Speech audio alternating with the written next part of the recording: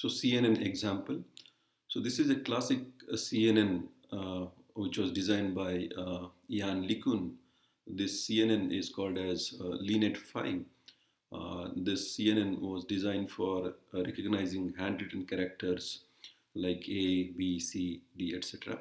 So in this architecture, what we do is we give an image, 32 by 32 image as an input. So this is 32 by 32 by 3 because it's a colored image, 32 by 32 pixels, and there are three channels. So this image we give as an input. So this A as image A we are giving as the input here. Now for the first convolution layer, there are the size of the kernel is 5. F is 5 means size of the kernel is 5 by 5. If I draw the kernel here, the kernel will look like this. So it's a 5 by 5 kernel. So 5 rows, 5 width and 5 height, and of course there are three channels. So there will be this breadth will be 3 for this kernel, right? So this kind of kernel we have here, 5 by 5 by 3, this kernel, and stride is equal to 1. So we'll be placing this kernel exactly here, like this, right? So that kind of kernel we have, and there are such 5 kernels here. There are such 5 kernels. So each kernel will yield one 28 by 28 image, right? Though the image is three-dimensional image and kernel is also 3D, but as we have discussed in earlier video, the output will be 2D. Output will be 2D, which will be 28 by 28. So how we got this 28 by 28? By using the formula n minus k plus 1, right? The size of the output image is n minus k plus 1. So here n is equal to 32. So 32 minus k is 5 here. K means size of the kernel. K means size of the kernel, or F I have written here. So k means size of the kernel, 5 plus 1. So that is 32 minus 5 plus 1 is 28. So that will be the size of the output image.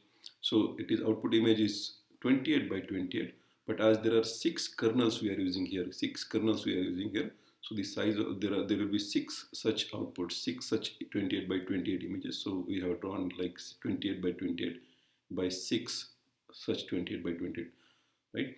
So this is the output of this first convolution layer. Now what we are doing, we are applying pooling layer on this. We are applying max pool operation on this, right? So the size of the kernel for max pool is again 2 by 2. So this kind of max pool kernel we are applying. It's 2 by 2, right? And stride we are taking 2. Stride means we are shifting by 2. So this will reduce this image by half, right? Because we are taking stride of 2, and the size of the kernel is 2. So it will make this image 14 by 14. And again here this we are applying 6 kernels. We have 6 images here. So this will give 6, right? So this will become, this was 28 by 28. It will become 14 by 14, and as there are 6 images here, so this 6, right? So this convolution operation and max pool operation, this is called as one layer. This was called as one layer. Some people call convolution as separate layer and max pool as separate layer, but here we are calling these convolution and max pool operation as one layer. Now in the second layer, here if you go again, we are applying this convolution operation. Again the filter size is, or kernel size is 5, stride is 1. Now here we are using 16 filters. Now from here, from here on this, when we are applying convolution operation with the filter size of 16 filters, again by using this formula n minus k plus 1, right? And we have 16 filters here. So this will become 10 by 16, right? 10 by 10 by 16, because we are applying 16 filters now, right? So by using this formula, we got this 10 by 10.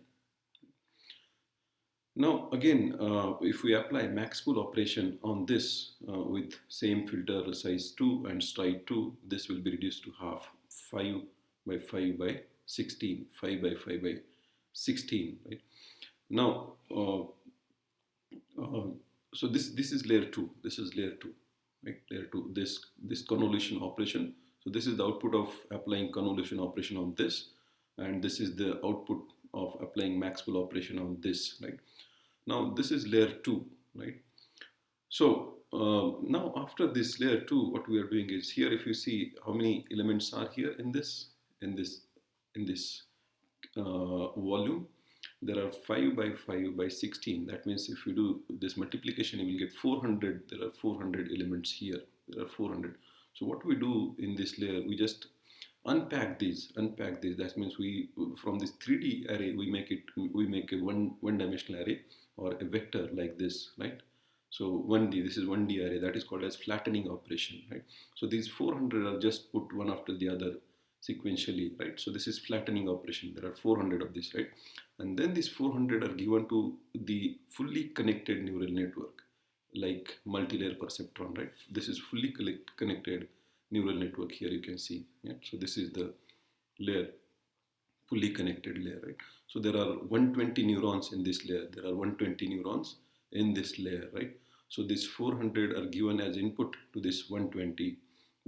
So the number of weights here will be 400 into 120. If I draw the weights 400 into 120, because these 400 are going to these 120, right? So after this is layer 3, that's a fully connected layer 3, layer 3, right?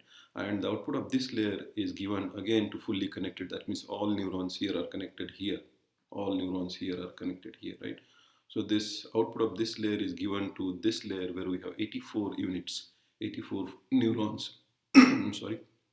Again, this is a fully connected layer 4. This is layer 4, right? And finally, output of this layer is given to this final layer. This is the softmax layer.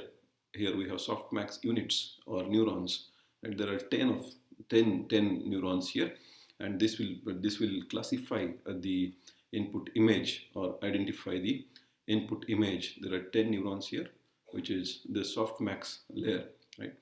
So that is how this a CNN works. You know, this is the typical CNN architecture where we have input image, then the convolution layer followed by max pool, uh, right? Then convolution layer followed by max pool. Finally, flattening the output, and that output is given to the neurons layer, fully connected layers, and then finally we get the output. That is a typical CNN architecture.